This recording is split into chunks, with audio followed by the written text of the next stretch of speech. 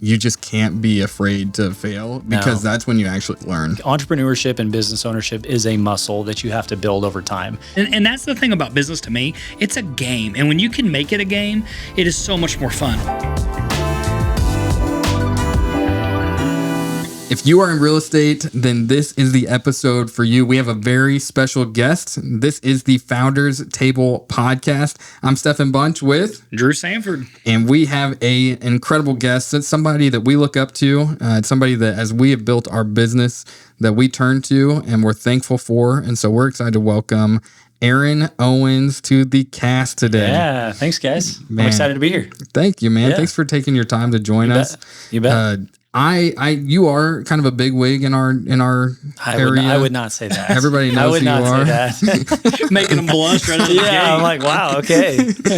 But you've done quite a few things, and the more I get to know you, the more I hear about some of the cool things you've done. And it's funny because you pretty much partner with Adam Johnson on a bunch of things. Right. Yep. And when I look at your guys' story and what you're doing, it's like Drew and I, as we're partnering on different things, it's like, man, I feel like they have a really similar mindset, and so we're excited to learn from you and grow from you. But this is a podcast that's based around young business owners, people that are building things, that are wanting to be entrepreneurs. So maybe they're looking at jumping into something, but they've got families. There's a lot of different things and risks when it comes to this sort of thing. And people that are interested in real estate. So I just wanted to take some time and ask you some questions.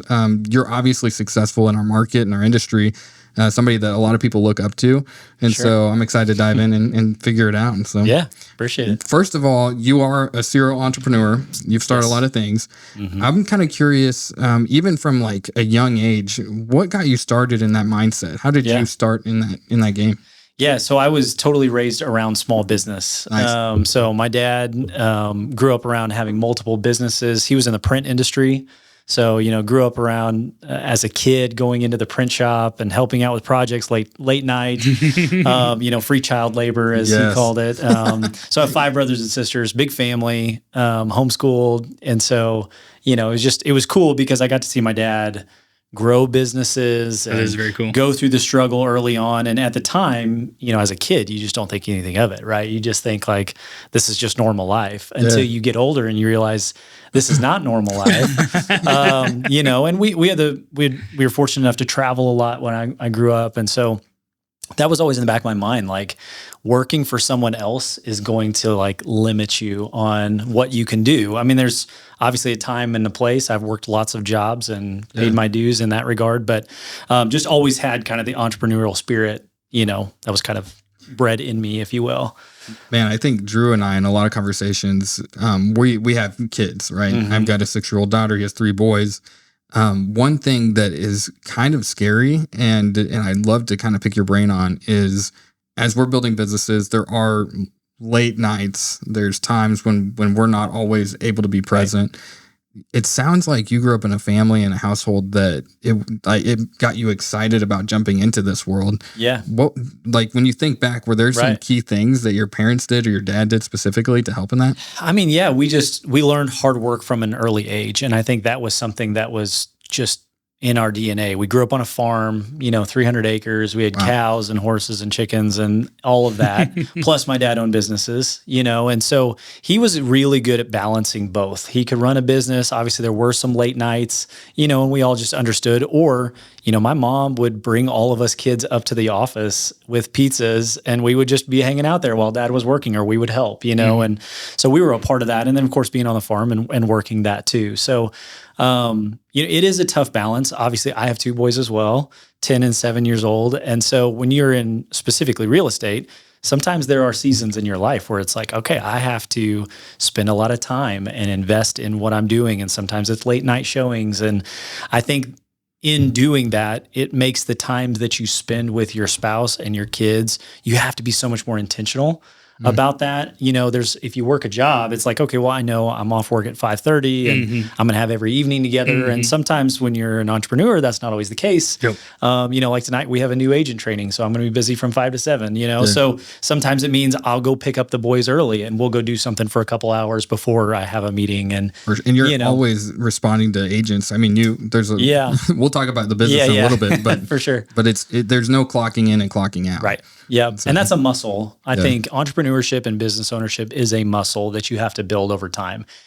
People who get into it earlier in life, obviously it's a little bit easier because you're just kind of used to that. But if you've been working a job for a long time and then you jump into business ownership, it's like kind of a shock to the system. I also found kind of an interesting thing. Like my wife came from a background, her father worked for somebody, mother always worked for somebody from that standpoint. And then me, I was kind of like you. My father was an entrepreneur, my mom was an entrepreneur. So there was always that busyness. And like you put those two worlds together and it's like, no, I can't turn it off. And security is hard. Yeah. So there was a little bit in my world push and pull from that. And I think you said something really important to me is the intentionality of being with your kids, being with your wife. I did a very bad job of that, kind of my first run of businesses that I did, and almost lost my marriage because of it. And I think that's as an entrepreneur, and if you're watching this as an entrepreneur, it is easy. It's a drug. The motivation, just pushing and going and going and going and going and going. Oh, it's fun. That's the hard thing because it's like when you got deals going, when you got business happening, and you see success, you get a little bit more success and a little bit more success. It makes it easier to work late hours. And if you lose that intentionality with the spouse or the kids, it could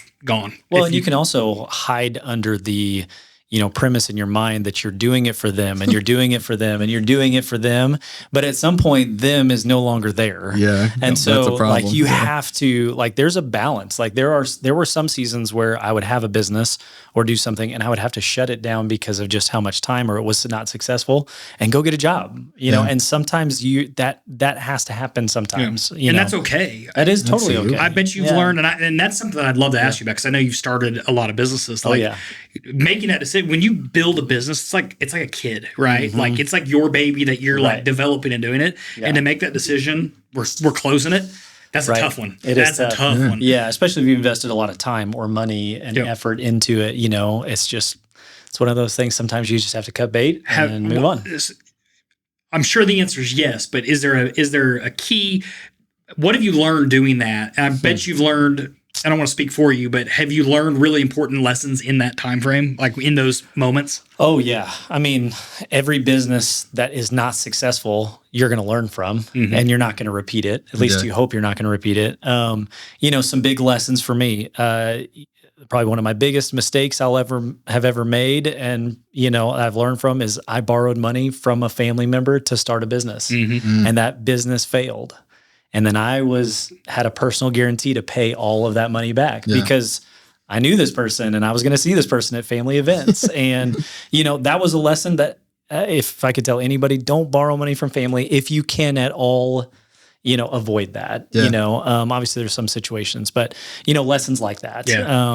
Also lessons like, don't go too heavy into one part of your business when you're early on. Sometimes you need to cast a wide net to find some marketing channels.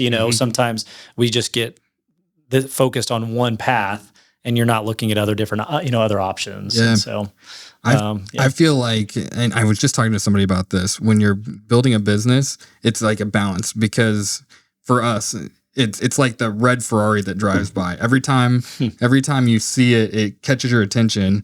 And for me, I've got a few like very specific goals. And I'm going to make it a very dumb analogy, but I'm going to throw it out there. I like it. I love the Tesla Cybertruck. Okay. I love it. I want it. That's one of our goals. I won't judge you. Yeah, they just dropped. But I'll tell you what, every time I see a 2016 Range Rover, I'm like, maybe I can just dude, that was my dream car. Dude, totally Range Rover, man. Like, but I'm like, no, I'm gonna focus, and whenever the time comes where it makes sense, that's what I'm gonna do. But it's the same in business. Yeah. It's like we can get so distracted, but it's so true.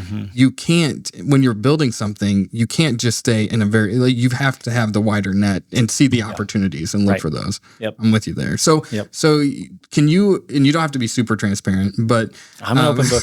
I'll be as transparent as you want me to be. Very good. Well, we're gonna ask you your social. Okay. All right. But can you kind of share with us your journey when it comes to entrepreneur? Like, did you start when you were 12 with a lemonade stand, or like, what does that look like, even to the point where you're at now? Have you started 100 businesses or 7? Kind of what does that look like?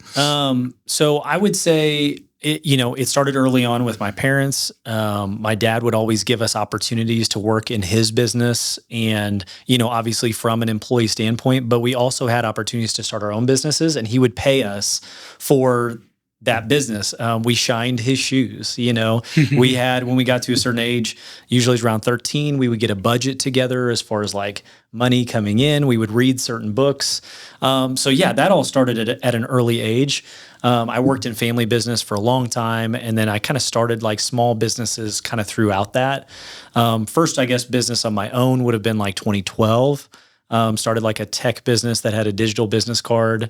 That was way ahead of its time. Nobody around here wanted a digital business card. They all just wanted a physical bit. It was great. Early. That's right. That's right. Gosh. So you're talking like a Blink or something like that kind of vibe. Oh yeah. This was back before any of that stuff. Very cool.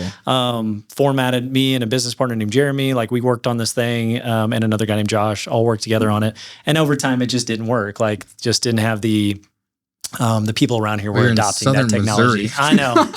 I know. We were so close. I think we were just a little ahead of our game. That's incredible. Started multiple like t-shirt company because my family was in the print industry. So a couple fundraising, like a fundraising business, a monthly t-shirt subscription business. I've done graphic design, obviously freelance. So I had that, web design. So then, fast forward, worked in several different businesses, worked with family. And then Adam, we have been best friends since high school. He was homeschooled, moved back to town from his family was in the military, and we just became best friends just because he was homeschooled, I was homeschooled, and that's what you do. And so, we wanted to start multiple businesses. We actually jumped into a multi-level marketing business together. So we ran Amway for a long time. We were selling products, which honestly was a great foundation. Yeah. There's good and bad with every multi-level business, but you learn a lot of leadership principles. You read a lot of good books. You have camaraderie with a team and community. So that really, I think, formed both of us along the way. Obviously, we kind of got out of that once we had kids, but that connection still stayed. And so he had been in real estate for a little bit. I was still back at the print shop working, doing graphic design, multiple failed businesses. Here I am back at the print shop. And we were on a float trip. And floating down the 11-point river, rethinking your life, because that's what you do on float trips. No cell phone service. You're just, That's nuts. And so he's like, well, I was there with another agent, a guy who had joined Adam's team. And me and Adam were in a canoe. And he's like, have you ever thought about real estate? And I think I don't know if I brought it up or he did. And the rest is history. I was like, man, I'm ready to do something else. So, talk about jumping out on a limb. Like, entrepreneurship obviously has its risks. And in that time of my life, that was 2016. My wife was a stay-at-home mom. We had one kid at home. I was the only income earner. At the time, I was making salary $40,000 a year. There we go. No money coming in, no money. But you knew you had a paycheck, which was nice. That's right. That's exactly right. That's why I was working. And so, talk about a leap of faith. We prayed about it. I talked with Tracy and was like, hey, what if we did this? And she's like, let's do it. So what year was that? 2016. So 2016. I got my license full. So I jumped in real estate full time early 2017. Okay. Yep. I'm just gonna pause. This is so nuts. I know where you're going. Drew, he came to our church. Look at what Stefan's wearing right now. Okay. Okay. All right. Think finish about the story. Think about this. I'm wearing black jeans, tennis shoes, and a black shirt. Okay. Our pastor, he's like, you need to connect with this guy, and I didn't know Drew at all. Okay. The first time we connected was we went to the 11-point. On a canoe, just me and him. We drove to the 11-point to do a float trip. Way. I was wearing this outfit. No way. Because I don't do that kind of stuff. I got my truck. Right. I got the canoe on top. You wore that on the river? Pretty much, just jeans. Tennis shoes and jeans. And I'm like, oh my Alan, God. I'm thinking our pastor's like, Pastor Alan, who are you putting in the boat with? This guy's that's an idiot. the first time we connected. That's bizarre. Wow. The 11-point. We all need to do a trip to the 11-point. We that's do. Nuts. Yeah. We camped down there and stuff. Yeah, that's crazy. What are the odds? That is bizarre. So anyway, 2017, then jumped in on Adam's team in real estate just as an agent on his team. Okay. He had been on a team before and then started his own team and grew that. And we can talk about Alpha whenever, but it's kind of the history of entrepreneurship. I love it. I love it. One of the things that we say a lot around here, we actually have a podcast on it, is called Failing Forward. And in business, you just can't be afraid to fail because that's when you actually learn. Like if you're not taking risks, if you're not like failing, if you don't mess up, like you're really not going to, That's right. And what you've created today, all those lessons, like you're putting into place, you're bettering your family, like bettering the business. And that's why we're following you when it comes to the real estate stuff. And so I don't think we would have the business that we have, or even the other businesses that are successful, if we hadn't gone through all of that other stuff. Yeah. And so some people are like, man, why are you're so successful in this business, whatever. Well, let me tell you the journey of failures that has Isn't gotten it funny to that when point. people like look at you like, oh, you've done that? It's like, man, if you just knew the cost and absolutely. the journey. And it's just heartache. God's timing, it's just, his provision throughout all of it. So. Very good. Well, when we were launching our group, Alpha stood out to us immediately because obviously the mindset, the mission, the vision for who Alpha is, and we'll talk about a little bit here, but also it's a really like agent friendly brokerage. Yeah. Like you can tell it's you give the leeway for us to do things. Obviously, we have to be compliant. Sure, but you give us the leeway to do when things. you are. Is this conversation happening? Us compliant? So in 2019, you and Adam were on a team. You decided we're going to break away. We're going to build a brokerage here in Springfield. So what was the initial steps for that? Yeah. And then what was your kind of guiding star on what this was going to look like? Yeah, great question. So we had both just kind of reached a point on our team. We were at a previous brokerage that really promoted teams, and we were doing pretty well. We were in the top, of the teams at the brokerage.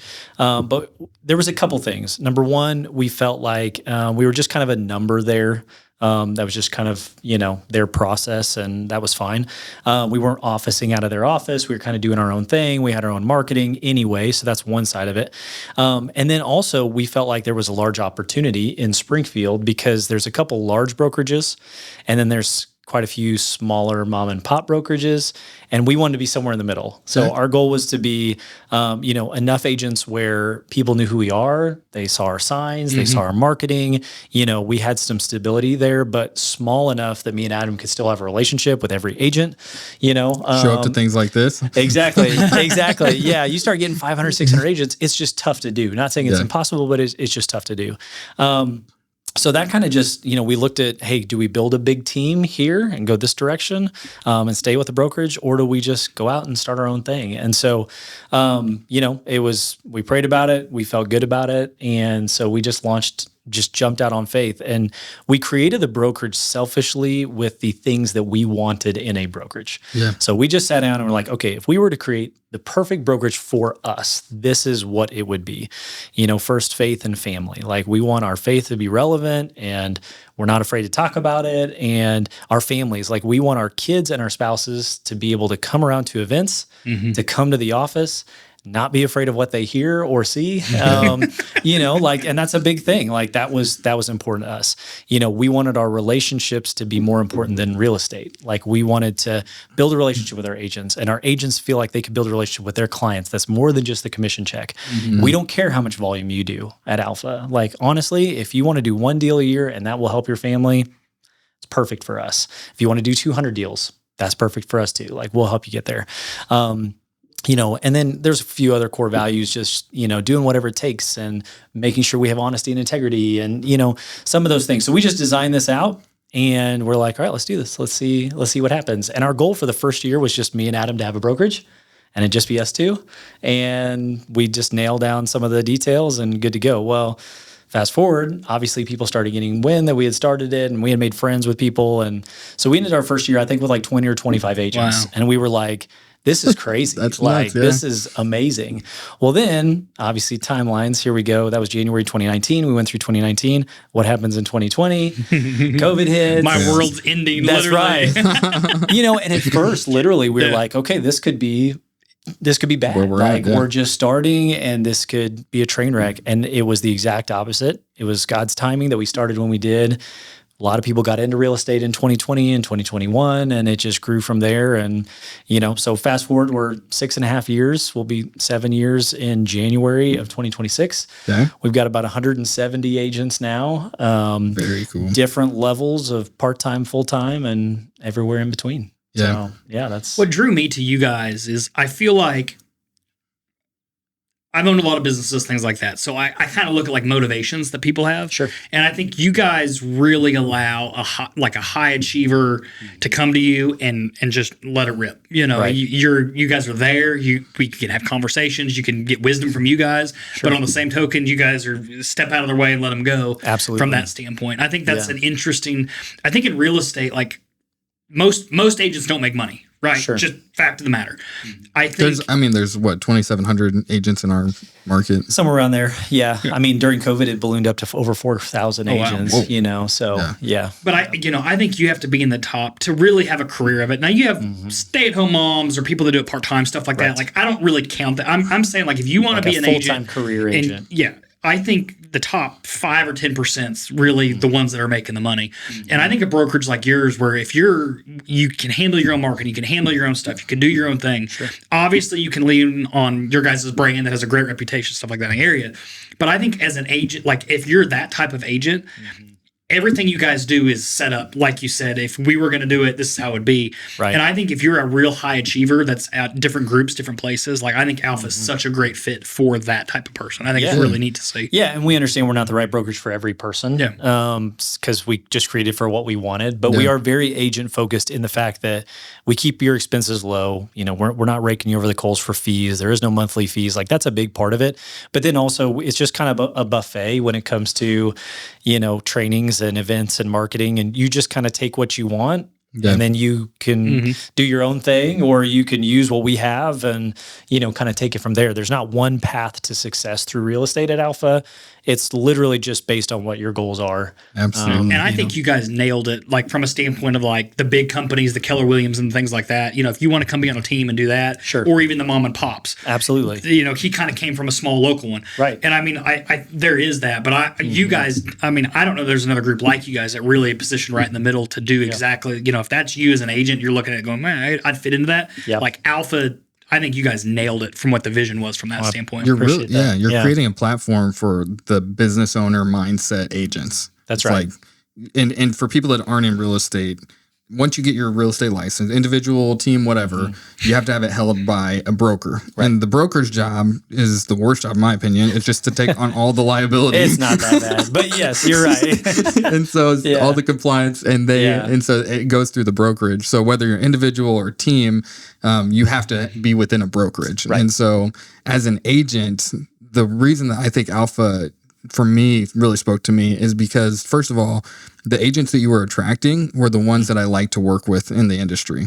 Because, I mean, the industry is small. We say there's so many agents, but still small. Productivity-wise, like you're working with a lot of the same ones. Right.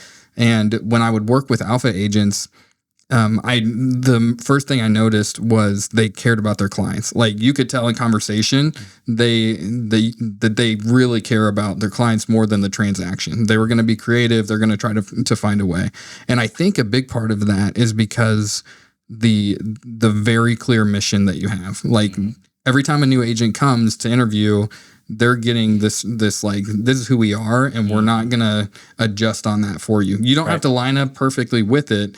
But you guys are so clear on that and unwavering that I think it probably pushes certain people away, which is not a bad thing. No, definitely not a bad thing. Yeah, that's the hard part that nobody talks about. Like, we have had to tell agents no, just because we felt like that it would not line up with our culture. They would not be happy there.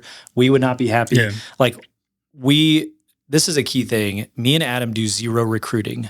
So we have never called an agent and said, you need to come to Alpha. And that's important to us because we want to just take care of the agents that we have. And those agents are out talking to other agents. They're the ones who are promoting, the brokerage. And if we take care of them, other people will hear about that and come to us. And so, yeah, absolutely. Like we're very protective of the culture that we've created, because it's hard work to get there. It's worth protecting for sure. It's worth protecting. And then having a business that's sustained over multiple seasons in real estate when markets have been up and they've been down, that's also important. Like you want to be a part of a brokerage that withstand, Yeah, a lot 100%. Of that. And has a footprint on the area too. Absolutely. And you guys do a great job with marketing, obviously, on that end. Appreciate that. That's your side, right? Yeah, that's right. Background, yeah. Let's create a logo for that, yeah. When it comes to a lot of the people that we interact with that listen to this are building businesses, maybe not in real estate, but I think it's pretty crazy. From 2019, going through a pandemic to today, you scaled from 0 to 170 agents, also some employees in there. Right. What were some of the steps that you took? How did you scale that in such a way that it seems like, and I might just not know this, but it seems like you retain agents really well. Yeah. It doesn't seem like a ton of turnover. So how have you built that while also keeping those relationships? And just like, what are some of the very basic like structure things? When did you decide to get your building? Mm-hmm. When did you decide to bring on certain staff? Sure. Things like that. Okay. Yeah. There's lots of good questions there. There's 17 questions in that question. No, I'll kind of get to them. I think it's very important when you're starting a business, and I know a little bit of you guys' story as far as how you're building your business, and that's totally fine. Every business is different. But me and Adam we chose to start a very lean business as far as what are the things we could do. Drew couldn't work for you then. Yeah. But see, like, opposite. it's a different tactic. It has success both ways. For us personally, I think we were both probably a little bit timid and gun shy on spending a lot of money before we made money. And so that caused us to do a lot of free things, to really get marketing out and get word out. And it worked for us. Mm-hmm. May not be the same for everybody, but, I feel like money management is usually what takes most business owners out of business. We run our businesses very lean. We run our personal lives lean. And there's a reason for that, is just because we want to have margin in our lives where we're not super stressed about that part of it. So for us, that was the key there.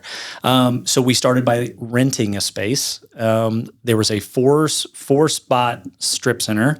We were already officing out of one of them when we were a part of our previous brokerage. And so it was natural for us when we started the brokerage just to stay there. So you just moved next door to your previous brokerage? Well, no, sorry. Our previous brokerage had a office building. Okay. Different. We had our own space. Okay. That's like, wow, you're just going next door. Yeah, no, I don't know if we could do that. So we just leased that space and we got a good deal on it. Well, then, over time, one of the other units came available and pretty soon we just took over the whole thing. And when we did that allowed us to scale a little bit easier.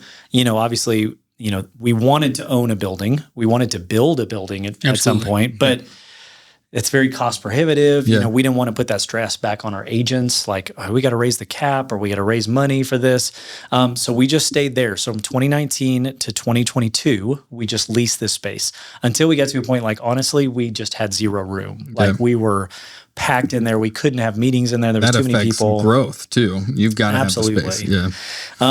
And once again, it's just God's timing and God's provision.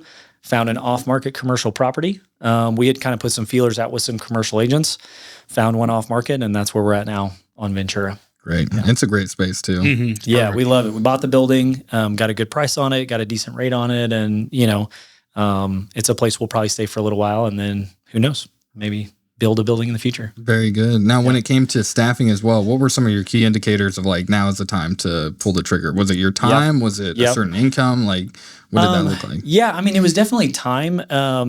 Income wise, once again, we've kind of stayed lean on our staff. Like we have 170, agents, and technically we have 2 employees. Me and Adam are employees of the brokerage, but we have 2 other employees other than us, which is crazy to think about. It seems efficiency and effective. Like that's what that screams to me. That's right. We literally just kind of found the areas that me and Adam could handle and felt comfortable handling those things without overextending ourselves and sacrificing family and sacrificing a lot of that to make sure we had the right bandwidth there. And then we did bring in, we always had someone who worked up front. We've usually had someone who's done compliance or, contracts and things like that. And then we've just slowly over time just kind of, honed our process and our skills to where we can balance a lot of that. There's a lot of rinse and repeat. And I think you said it maybe, or maybe you did. Alpha really attracts like business owner type agents that are not employee-minded agents, they're business owner agents. And that basically just allows us to be there as a support system, but not like a full-time staff needs to be there 24/7. Yeah. That makes sense. There's a lot of agents, and we were one of them. We don't want to pay for additional trainings. Like, we don't want to pay for all these fees that have to do with all that stuff. We're planning on having our own space. And Alpha has some really cool spaces that agents can rent too. Oh, yeah. But just in general, we were like, man, it seems like in the real estate world, brokerages and just anything, like, they can just kill you with fees and all these different small expenses. And there's always a catch to something. And so just the clarity and just, man, this is who we are, cutting, like, black and white, cut and dry. This is it. And that was really helpful for us as well. Yeah, that's definitely a benefit that we wanted, is to have no monthly fees, you know, because if you're an agent and you sometimes have gaps between closings, or you're a new agent, so it takes a while to get started. If you constantly have a few $100 every month that you're paying, obviously you're already paying stuff to the board, and then you're paying us on top of that. We were just like, okay, how can we figure out a way to eat those costs and then just have a one-time cap that you pay back on closings? And so it's worked for us, you know? Right. Yeah. Whether from a failure or from a huge win or a small win, what's one of the key lessons that you've learned with Alpha and the brokerage specifically? I mean, I would just say the number one thing that has worked for us is just, we set on day one what we wanted and the culture that we wanted and the mindset that we wanted. And we have not deviated from that. Even if a multi-million-dollar producer wanted to come join, that was not a good fit, if that makes sense. So you're standing. So staying true to culture, like, every time we've had someone maybe that has not joined Alpha that we're like, man, that would have been awesome.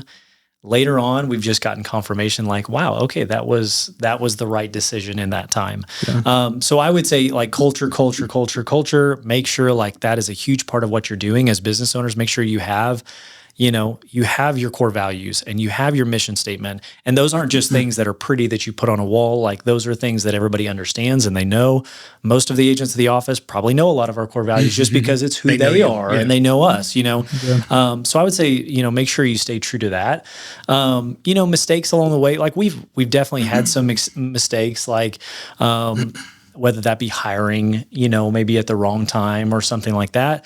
But overall, like, I feel like we've done really well. Once again, we live in a very lean business, so that allows us to pivot and make changes. And, you know, we've bought leads for agents, and okay, that doesn't work. Let's scale that back. And, you know, we've tried to offer different events or different things like that. And okay, that's worked or that hasn't worked. And so just always changing. You know, one of our core values is always innovating and improving. Yeah. So we don't want to say, well, that's the way we've always done it, right? We want to say, okay, how can we make this better? Do we need to make changes, or, you know, double down on that? Yeah. Drew and I were just talking about how, like, our culture, it's really important for us to know the why behind what we're doing. Yeah. And I think more so than some of the things we offer, whatnot, like, understanding the purpose behind a team, a brokerage, a business, whatever it is so key. And the rest of the things kind of will line themselves out. It just makes your job easy. If you show up to your business trying to be someone that you're not, trying to follow core values that you don't believe in, that you don't implement in your own life, right? You are just going to hate it. Like, and it will not be successful. Like, there may be some temporary success. You may make a little bit of money if it's a good idea or something, but if you're loathing, like, being a part of this business because of everything that it stands for, you're not going to be successful. And, you know, I want to be able to take care of my family. I want to be a good representation for, you know, my faith and my country. And I want to be able to lay my head down on a pillow at night and feel good about it and get up the next morning and excited to do what I'm doing. And honestly, real estate for me has been that. Like, it's fun. I enjoy it. I've never regretted it. You know, starting Alpha has been very enjoyable. You know, I get to hang out with great guys and gals, you know, that care about other people and they care about those relationships, and it just makes my job easy. So did you ever have a time that you're like, I made it? Because, I mean, if you've started businesses, success, fail. They, you know, some of them pop for a little bit and then it kind of festers out. When did you say, I've made it? Or have you even said that? Do you feel like that? That's kind of it's a loaded question, you know, because I think there's different levels of made it. I think for me, in my age right now, in my late 30s, I know I'm old, I feel like for me right now, yes, I feel like I've made it for this level in my life. I am not satisfied with what I want long term. But yes, like, I cannot not look at my life and say, man, like, I've got a healthy marriage that is awesome. And we've been married for 16 plus years, and I've got 2 beautiful boys, and we've got great school, and our family's well, and our business are well. Like, that to me is I've made it. I'm also an entrepreneur, so I'm always thinking, what's one other thing we could start or do? And, this is kind of interesting. I'm a coffee fan. I love coffee. I always said to myself, I know that I made it when I can afford just to go get coffee anywhere I want every morning. Okay. Like, as small as that is, if I go buy a coffee every day and $5 every day, like, to me, I'm like, all right, I made it, you know? So that's like a small thing, I think, for me, when I was like, okay, that's cool. I can get coffee now. That's a funny question I ask people, just because it's like you get so many different answers from it, because everybody's, does that mean I have $20 million in net worth? Does that mean I've got X dollars in the stock market and I can retire? Does that mean, what is that? Is it, I love that your first thing is I have a healthy marriage. You started off with that. That was the first thing you said. I have a healthy marriage. So I think it's cool seeing everybody's differences. I think also, just from conversation with you, it seems like gratitude is one of your key, like whether you say it or not, like you're just always thinking in that lens. And I think that whatever situation you're in, to have the ability to have gratitude. Like I was just listening to a podcast where it was an NFL player, and he similar question: when did I make it? And he said, very similar to you. He said, when I can go to the grocery store and not care about like counting the dollars. Like, I know I can swipe the card and I can afford my groceries this week, right?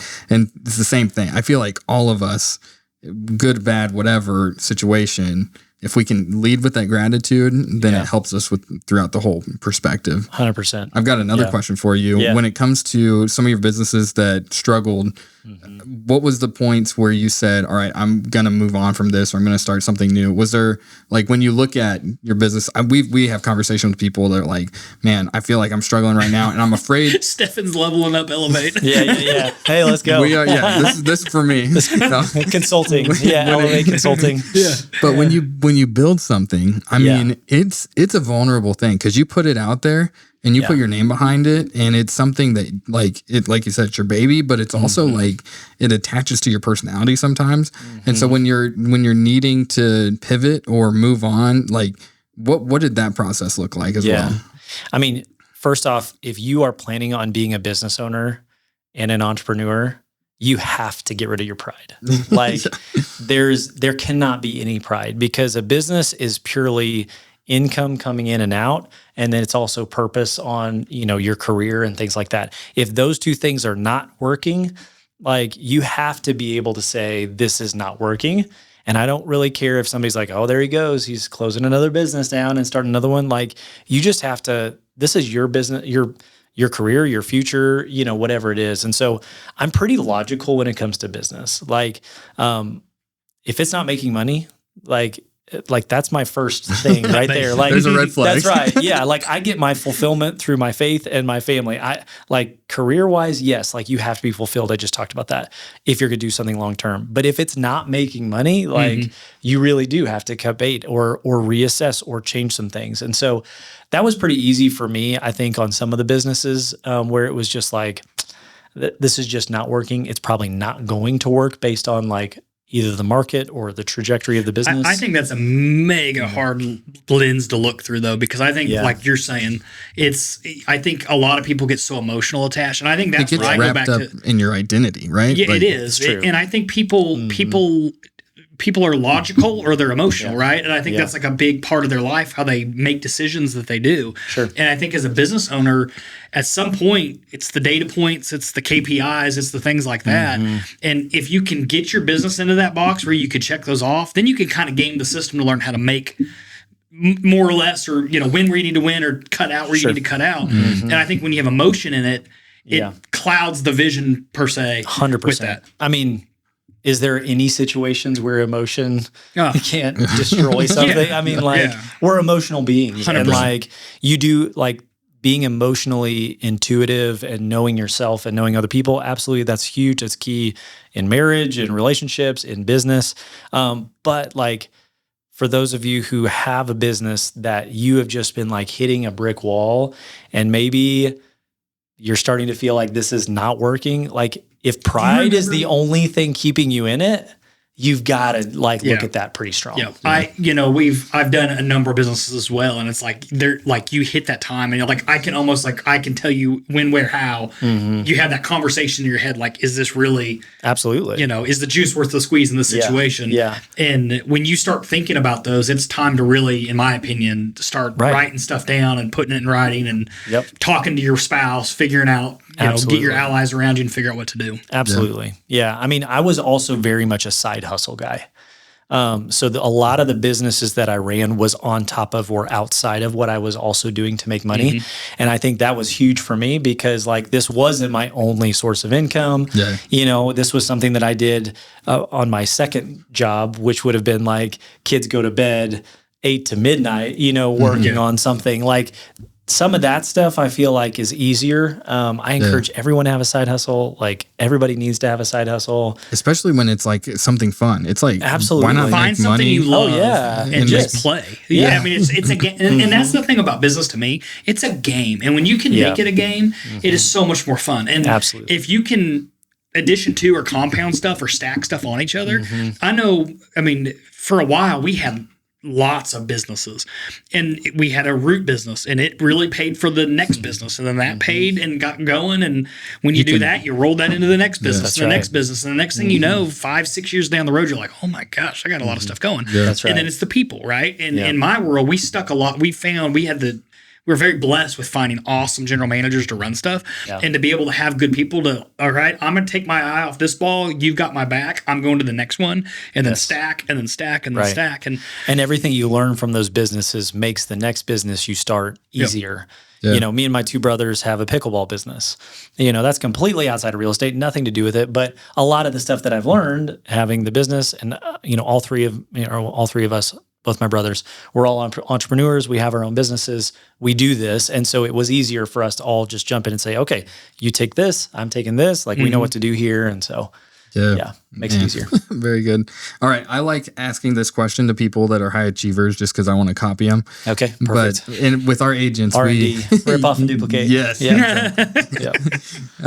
We talk a lot about personal brand, not in a sense of even what we care what people think about us, but when you're in marketing, when you're building your brand identity, it shows you who you are, right?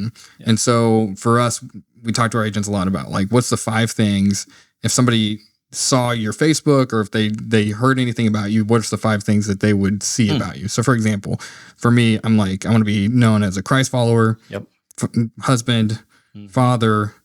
I like the Chiefs a lot, so there's that. But business owner, like elevate, like those are kind of the things. If somebody's scrolling, they see that, then they can pick up on that. So when it comes to you, what are your like 5 things that I'm pretty sure you and I are the exact same person. It's like, what is it? The thing on Instagram that you put that's like the top of your page. Like that's literally bio. That's what I have. Yeah, like Christ follower, family man, entrepreneur, investor, coffee addict, Chiefs. There you go.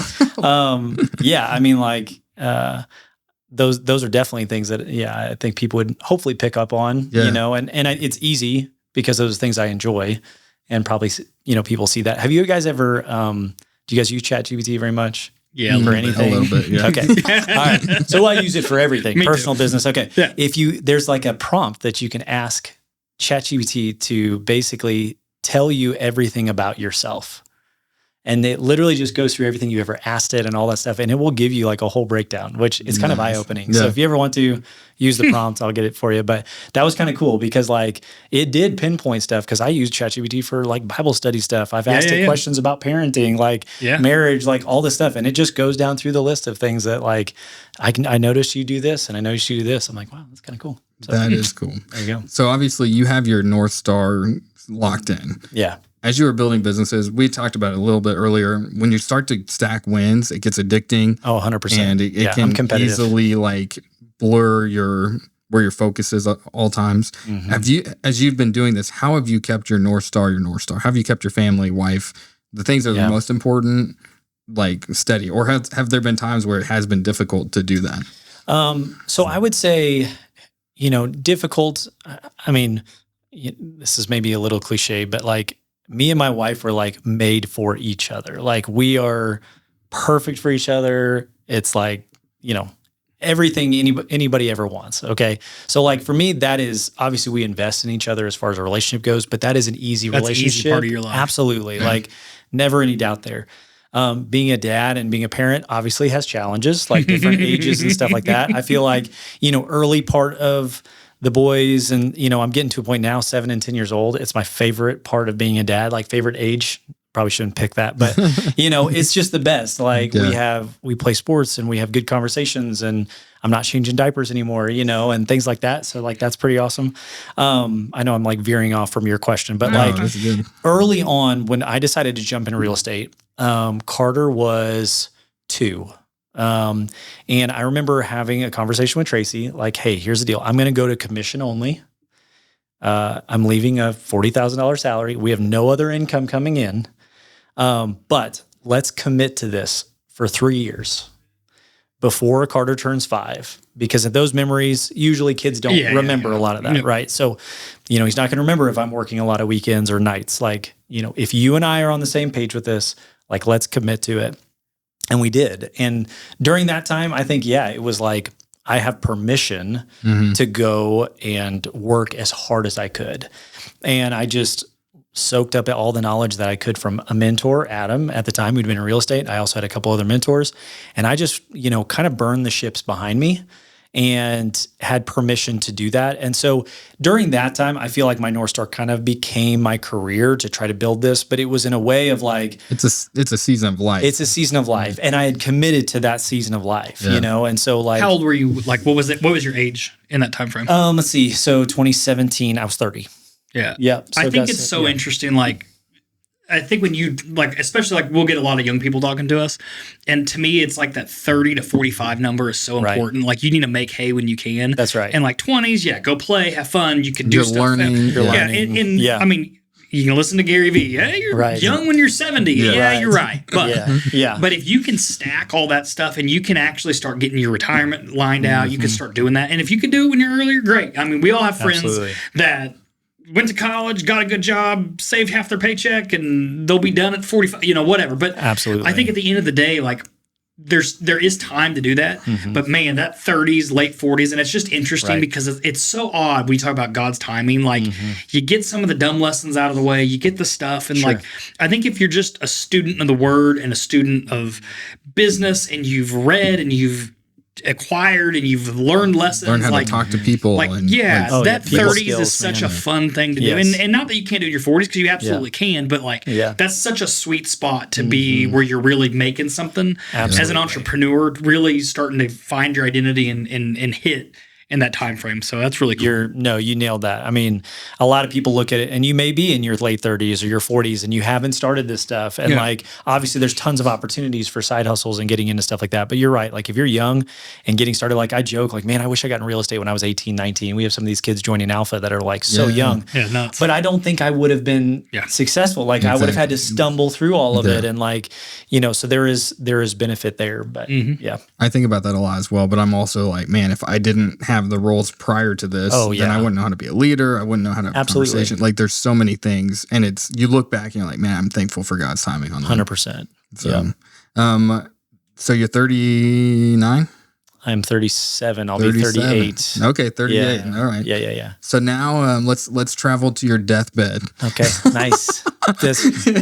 Will you be wearing black? I'll be wearing black. Okay, perfect. Don't worry. Perfect. So at the end of your life, your kids are in their hopefully 70s. Yeah. Okay. Yep. You ask them a question. I built this business, all of these things. I cared about the Lord. I cared about your mom. I cared about you guys. I wanted to build something that was a legacy. What does that legacy left look like for you? That's so good. Okay, so legacy, like that was a huge buzzword growing up. My parents loved that. So that was kind of in the forefront of our mind. They, worked on us as kids, like to learn those things like people skills and, having vision and things like that. So actually just recently, 2 or 3 years ago, me and my wife sat down and we're like, okay, let's develop what this looks like and actually put pen to paper. So we developed what's a thing called the Owens Pursuit. And we have that on our wall in our house, and it's a statement. It's a list of statements or mission, core values, and then it's verses, Bible verses to back that up. I do have that. You care if I read it? Yeah. I won't read the whole thing, but some of the bullet point things that we have is, number one, we seek God and are kingdom-minded. We sincerely love people and give grace. We speak positively with joy and gratitude. We selflessly serve and give to others. We are self-disciplined and humbly take responsibility. We stretch towards our dreams, and we spend time together even when we don't have to. And so we just kind of put, these are the things we care about. My wife is really good at writing, so she helped kind of organize some of those things. And that's, if I could sum it all down to one statement, where this kind of started was Andy Stanley is a pastor and writer. If you guys have ever listened to his stuff, super good. But he has a parenting book and series. And one of the things that he said is like, I will know that I've made it when, or my goal with parenting, I guess, North Star is I want my kids to want to spend time with God, our family, and each other when they no longer have to. And like, for me, that's it. Like, as long as my kids, they have a relationship with God and they want to come hang around us old parents and their siblings, and like when they no longer have to, that's perfect for me. So we kind of incorporated that, and that's kind of what that looks like. The Owens Pursuit. That is cool. Yeah. It really reminds me. Do you know Josh Stewart? Oh yeah. With Hook Creative. Yep. Actually, he kind of did the same thing. Yeah. Because he's building brands for businesses. He's like, man, I'm building these brands for all these businesses and identity for their context. Why don't we do this for our family? That's what matters twice as much, or infinitely more than businesses. Man, that's super cool. Yep. I think that's cool. I think, and as we talk to high performers, I feel like a lot of people have things written down that are goals that they're working toward. Yeah. I'm learning that. That's good. There's a balance with that too. This is something that I discovered because I spent a lot of my 20s and 30s, as an entrepreneur, every single year setting new goals and pushing and pushing. And sometimes there's a trap of not being content with what you have and not being grateful and always wanting more. And I feel like that was a struggle for me that I've had to overcome, is like, there's been some times where I just look at him like, you know what, if my life does not change from this year to next year, I'm going to be so happy. Like, this is the goal. And so like you mentioned, have you made it? That's kind of that. Like, I'm content. Like, I'm super content. Obviously, I want to strive for more. I'm an entrepreneur. I'm competitive. But at some point, you do have to kind of take a step back and be like, you know what? I'm incredibly blessed. Like, this is, I'm content. So, when you go to set your goals, also take a step back and be like, man, if none of this changes, I'm good. That's so true. And just being born in the time that we're born, in the country that we're born in. Absolutely. Like, we're playing it with house money. Like, it's 100%. Like, yeah, we have the baseline to have everything we need. It's pretty crazy. Yep. Do you think, not to be super personal, but that you shared, could you send that if somebody asks about like 100%. Building a template for their family or whatever? Absolutely. That'd be cool. Yeah. Very good. Happy to provide that. Well, man, thank you for joining us. I did want to just give you a second. Could you explain for Alpha, back to Alpha stuff? Sure. Yep. Somebody that's like thinking about joining real estate or getting their license, can you kind of walk through one more little, we really shared a lot about Alpha, which has been awesome, but could you share how they could contact you if maybe they'd be interested in having a conversation about joining Alpha as well? Absolutely. Me and Adam both would love to sit down with anybody who's interested in jumping into real estate. Even if you're just kind of thinking about it, haven't even started classes, like, that's totally fine. Best place to reach me, like, I'll give you my cell phone number on here, 417-839-4584. I don't care. You can text me. You can reach out to me, email, Instagram, go to our website, whatever. But if you want to sit down, we'll sit down, talk about real estate. We'll talk about Alpha. We'll make sure all of that lines up. We'll go over how we handle training and marketing and, the splits and all that kind of stuff.